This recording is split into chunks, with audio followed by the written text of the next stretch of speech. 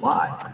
Good morning, good afternoon. My name is Robert Schmid, also known as Mr.IoT. I'm the Chief IoT Technologist for Deloitte with a deep passion for all things digital. This week on Coffee with Mr.IoT, I'm talking with Brian Goodhart, a specialist master at Deloitte and an enterprise architect. Brian, welcome to the show. Thank you, Thanks for being here. Very happy to be here. Brian, we met on Workplace.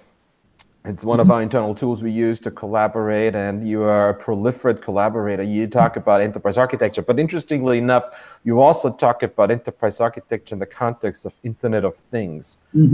Tell me, what's different about connecting things to the internet, and particularly to enterprises, versus people? Well, they're all layers of the same architecture in my mind.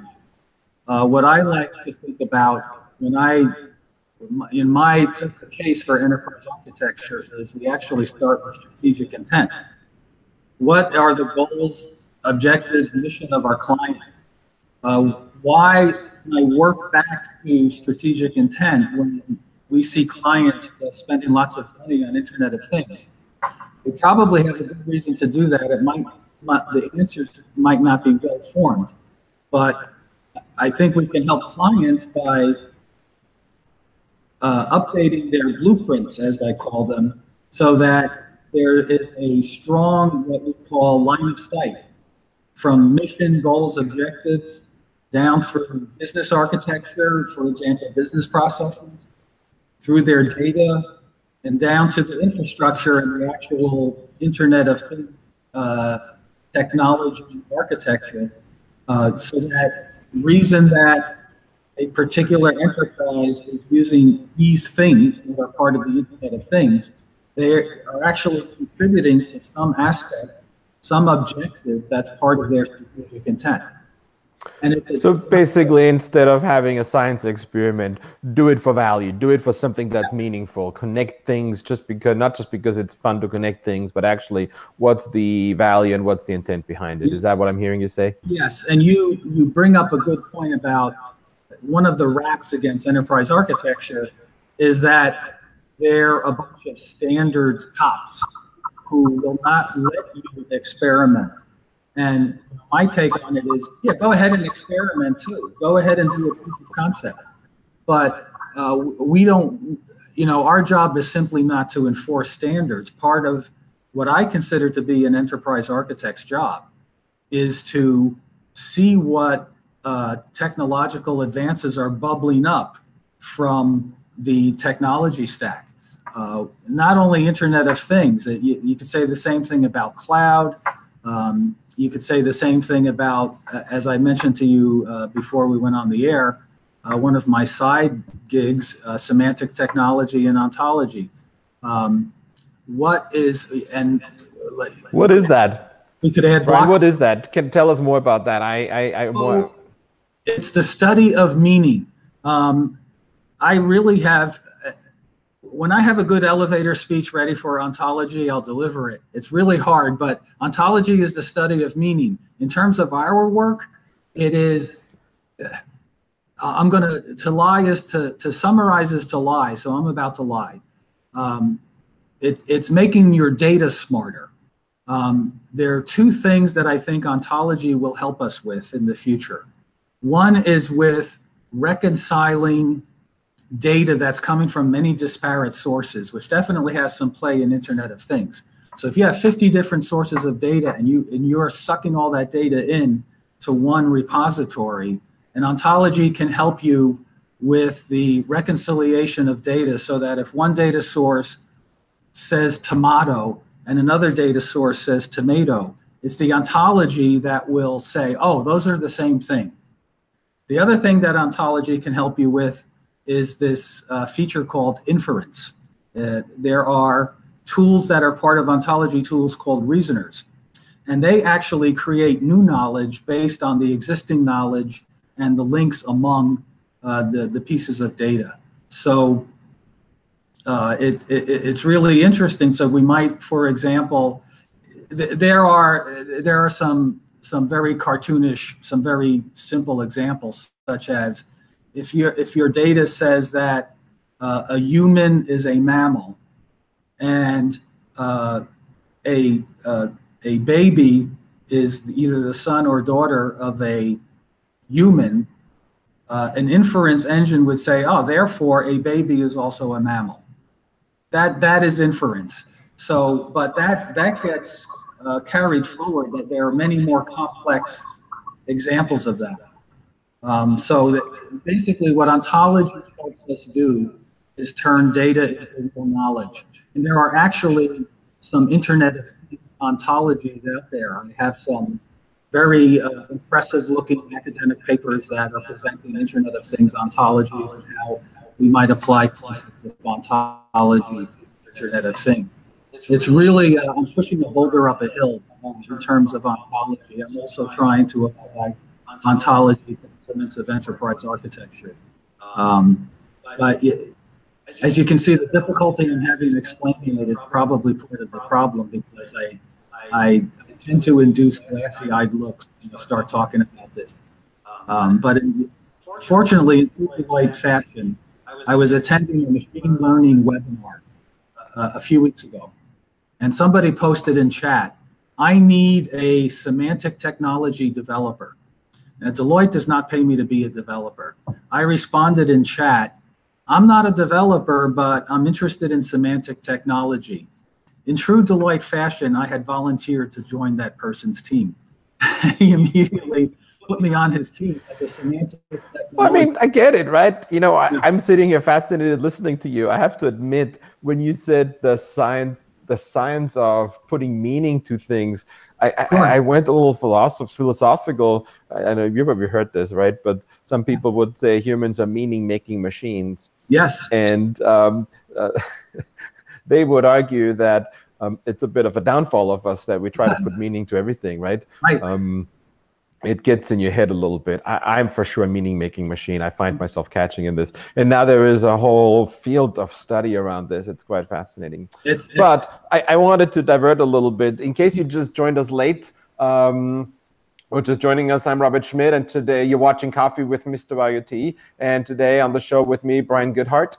We, by the way, tried this 3 times, right? The third time was the charm, right? Yes. We had technical problems. The first time you had some interesting experience. I had an interesting experience last time where we had some problems with people copying stuff wrong. But I'm glad we got it happen today. Yeah. But I want to start a new tradition on the show, which is having a little bit of trivia. So here's my trivia for today. Who coined the term Internet of Things? And by the way, I don't know the answer. I get this sent by my producer, Chaz August, who is awesome at this. And here's the 3 answers. Kevin Ashton, MIT Audio ID Lab.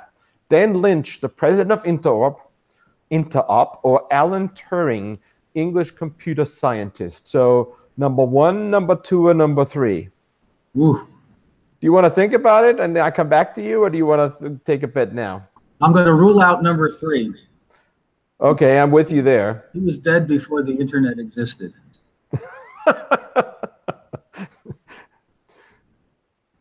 What are you going to go with? I know what I'm going to go with. 1, Kevin Ashton. 2, Dan Lynch. And we ruled out 3, Alan Turing. I'll go with MIT. Yeah, me too. Well, we'll find out at the end of the show if we're right or wrong. Chaz will send me another text and we'll look it up. So I wanted to just take a side tour. I want to come back at the end, sort of like you talked about intent and so forth, and you didn't really mention what the differences are in enterprise architecture between connecting people versus things. But let's get back to this later. I'm curious, you know, we talked a little bit about before, but you have a very unique background. I understand you went back to graduate school about 8 years ago. What brought you to Deloitte? Tell us a little bit about yourself. Well, I have been an enterprise architect for quite a while. Probably, I would say 1995, whatever I was doing that was not enterprise architecture in name, but in practice became enterprise architecture in name, because in 1995, I started working on a project with Steve Spiewak, who's one of the, you might consider him to be one of the founders of enterprise architecture. Unlike your trivia question, he did not coin the term enterprise architecture, but he's certainly one of the early movers. He wrote a textbook called Enterprise Architecture Planning that still gets used today.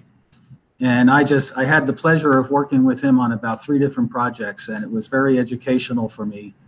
And that's really, even though I've done a lot of other work in IT consulting since 1995, I've always considered myself to be an enterprise architect.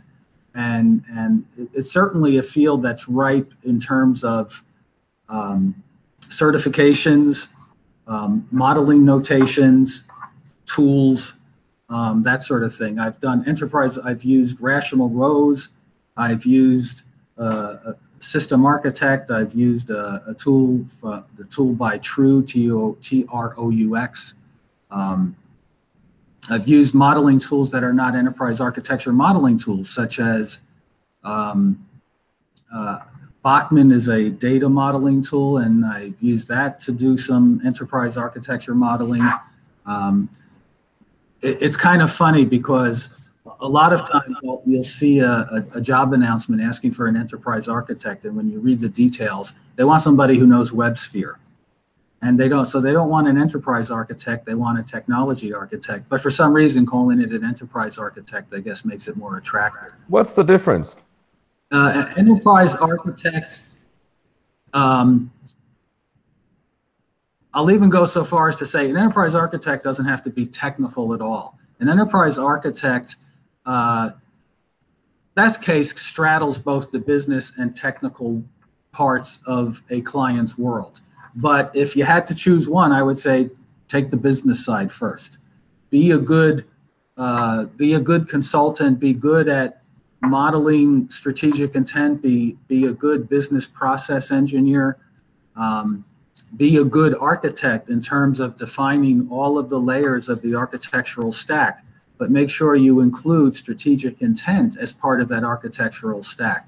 So an enterprise architect needs to speak English as well, assuming the clients are speaking English, as well as the bits and the bytes. Because is it about knowing the data that's strategic to enterprise and how that goes across business processes, across functions, and also across technology? Yep. So it's the technology that comes together with the data and the process? You're absolutely right. And I'm going to flatter you. I actually did a little bit of homework in preparation for this. I was reading one report from D-Zone where they listed all the problems that people adopting IoT are encountering. And 60% of the respondents said that they're either a high volume of the data that they're getting from Internet of Things is unprocessed. They don't even do anything with it. The other problem that contributes to that 60% is unreliable data. And that that perks the interest of an enterprise architect, because you're absolutely right. We want to instrument the data so that one thing we don't want to see is an enterprise that's buying a bunch of technology, that's pumping a lot of data into us, and we're not doing anything with it. So we want to lay out the blueprints, the architectural blueprints, so that all of that data goes where it belongs and goes where it will be used and goes where it will help stakeholders make decisions. Because why do we gather data? We gather data so that we can make effective decisions, effective business decisions. We're not gathering data so that we can make our devices make pretty noises. We're gathering data so that we can make decisions based on as much accurate data as we can get into our hands on a timely basis. And I have to ask you, this is an interesting thing. You said unused and unreliable. And to me, they're very two different things. That was two answers to it. Yeah, but it's interesting, right? Because the unreliable side, that's scary, right? If you get data that's actually not reliable, that's one thing. But data that's unused is another thing. Sure. Let me ask you about the unused data, and then we can go into unreliable. Okay. I have a theory, and I want to hear what you think. I think that particularly when we look at business problems and intent, often there is unused data, and it's unused because it's not the data we are getting traditionally, or people don't know about it, and it actually might have a huge impact on outcomes. So that's why when I think of AI, I think actually of AI making correlations and connections that I didn't think of. That's why I need unused data. So for me, it's quite risky to go and drop unused data. Well, because I don't need the data, I don't use it. Would you agree with this, that there's actual a need to keep unused data to make correlations and connections that I didn't know of, infer things and so forth? Yeah, and by making those correlations, you are then using that data. But you made my point for me, though. As an enterprise architect, I would see probably the reason that data is going unused is because a lot of folks enthusiastic about Internet of Things bought these devices, plugged them into their infrastructure, but there are no higher level blueprints that lay out the target state in terms of, hey, how are we going to actually ingest this data and use it? And how are we going to get it to the people who need that data to make decisions? And that's, I think that's where enterprise architecture can meet IoT and help IoT be much more useful for stakeholders. But I get your point about who needs the data. Where does this fit in with the not knowing, the architect, and then I just have this expectation for artificial intelligence to find things neither one of us knows. Is that true, or is that just a fantasy I have that's not panning out? No, I think I like your point about taking advantage of the unused data to make inferences and to find correlations that we didn't know existed beforehand. And that's exactly something that semantic technology can do for you, by the way. But I told you I'm a meaning-making machine. I can't help it. You did. But yeah, you're right. We might not even know. I mean, it's great technology, but we might not even know because it's. I hate to use a trite, cliched phrase. It's a paradigm shift. We might not even know who the right stakeholders are who would get the most use out of the data. But that's because an enterprise architect is supposed to operate at the strategic and business levels as well as the technology levels. I would consider that part of an enterprise architect's job to help figure that out. I actually have to tell you, enterprise architect to me has such a corporate feel to it. And I think the way you describe it is actually underselling yourself. I mean, one of the things I love the most about this show I do is that I get to always meet new people in Deloitte, and I love that, right? It's just great. But enterprise architect is so focused on enterprise when I think you really go way outside of that, right? You really see data that actually often doesn't come from the enterprise, So it's kind of interesting. I kind of like it because you have to be, the phrase that you're the master of none. I'm not a master of any particular discipline, but I'm well acquainted with many. I got it. Not a specialist. So let's switch over to the unreliable side. What's unreliable? Just help me with this. What do you consider unreliable? When is data unreliable? Or let me ask you this: when is data reliable? What makes it reliable? I sort of let's look at the positive side of this thing. Right. Because there's a bit of cynicism in me that we often find ourselves in a situation where we try to use data to get to the result we want, and then we just pick the data we like. It's good data. It's just a certain subset. And, I guess I could go off in many different directions on this if I wanted to, but I'm staying to the business part of it, right? So let's forget some other part. But you know what I mean, right? What is reliable data? Now you're bringing up a sort of a philosophical question with respect to data. And even though I finished that graduate school stint in 2013, I remember a lecture about accuracy and precision. What's our tolerance for the measurement of data versus or would be inaccurate. So, for example, if the precision is a simple yes or no answer, then we probably have a higher degree of accuracy. But if the precision we're looking for is, say, tenths of a heartbeat in a pacemaker, then the demands on accuracy are much higher. So I don't know what the respondents to the poll that I cited meant when they said that they have a bunch of unreliable data. Are their precision demands too high, and or are they just is it some other issue? I'm not sure. Is there some glitch from the source of the data to the person trying to use it? Maybe the architect needs to get in there and make sure the path from the IoT device all the way to the stakeholder who's making decisions based on the data he's getting from a whole slew of IoT devices, making sure that path is clean and the data, nothing is happening to the data to render it inaccurate before it gets to the person who needs to use it. And I'm not sure that. I think that's probably an avenue worth exploring. Interesting. So I have the answer to our question. Uh-oh. And I'll tell you right up front, we both get a point, and 0 to the question. The question actually didn't trick us. The question was, who coined the term Internet of Things? And the answer to this is the term was coined by Kevin Ashton in a presentation to, and by the way, I worked for them, to Procter & Gamble in 1999. Ashton is a co-founder of MIT's Auto ID Lab, and he pioneered RFID use in supply chain management. Wow. From MIT, he talked to Procter & Gamble about RFIDs.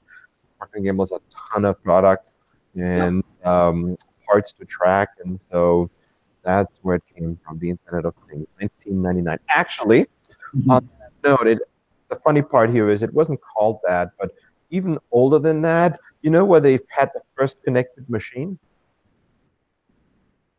It was at a university dorm where they connected the Coke machine, who happened to be at the bottom, and the people at the top didn't want to walk down if it was empty, so they put sensors in there, connected it, and an app to see if the machine was empty. Funny. I look up now which university that was, but I thought that was pretty funny.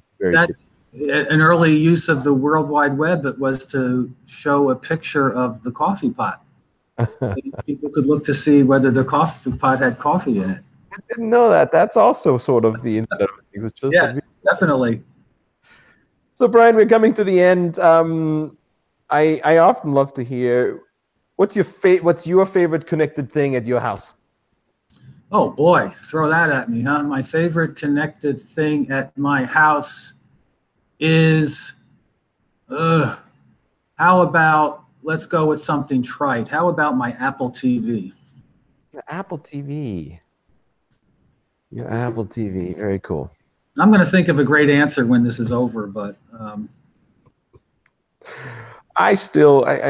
yeah. Very cool. Well, the Apple TV, I like it. Thank you for that. Brian, thank you so much for being on the show. It's my pleasure. Thanks for having me. Coffee with Mr.IoT is coming to a close. Please join me again next week, Friday, 9 a.m. Pacific, noon Eastern, for another Coffee with Mr.IoT. And by the way, if you missed any of today's conversation or past episodes, please come to my YouTube channel. And with that, happy Friday, everyone. Thank you so much, Brian. Bye. My pleasure. Thanks a lot.